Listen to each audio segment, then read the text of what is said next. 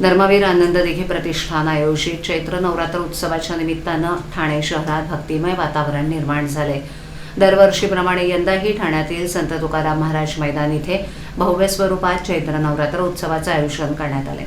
गेल्या अनेक वर्षांपासून हा उत्सव मोठ्या श्रद्धा, उत्साह आणि भक्तिभावानं साजरा केला जात असून ठाणेकर नागरिक यामध्ये मोठ्या संख्येनं सहभागी होत असतात। या उत्सवाच्या प्रारंभाच्या अनुषंगानं आज मंडप पूजनाचा शुभ सोहळा पार पडला।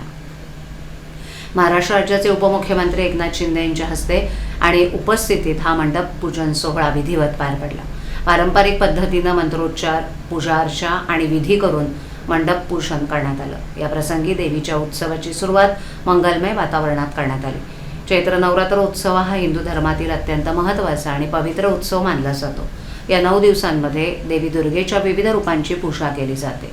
या मंडप पूजन सोहळ्याला अनेक मान्यवर उपस्थित होते। यामध्ये ठाणे लोकसभेचे खासदार नरेश म्हस्के, माजी आमदार रवींद्र फाटक, महापौर शर्मिला पिंपळकर, शिवसेना गटनेते पवन कदम, ठाणे विधानसभा प्रमुख हेमंत पवार, उपशहर प्रमुख जयप्रकाश कोटवानी, कल्याण जिल्हा प्रमुख गोपाळ लांडगे, महिला आघाडी प्रमुख मीनाक्षी शिंदे, नगरसेविका मालती पाटील, नम्रता पमनानी, नम्रता भोसले जाधव, प्रवक्ते राहुल लोंढे, शाखा प्रमुख रोहित गायकवाड यांच्यासह अनेक पदाधिकारी उपस्थित होते।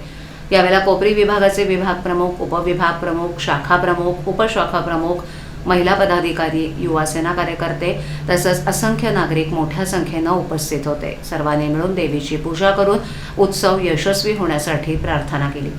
दरवर्षीप्रमाणे यंदाही या चैत्र नवरात्र उत्सवामध्ये भक्तांसाठी विविध धार्मिक कार्यक्रमांचं आयोजन करण्यात येणार असून ठाणेकरांसाठी हा उत्सव श्रद्धा, संस्कृती आणि एकात्मतेचा सुंदर संगम ठरणार आहे। देवीच्या कृपेनं ठाणे शहरात सुख, समृद्धी आणि शांतता नांदो अशी प्रार्थना यावेळेला करण्यात आली।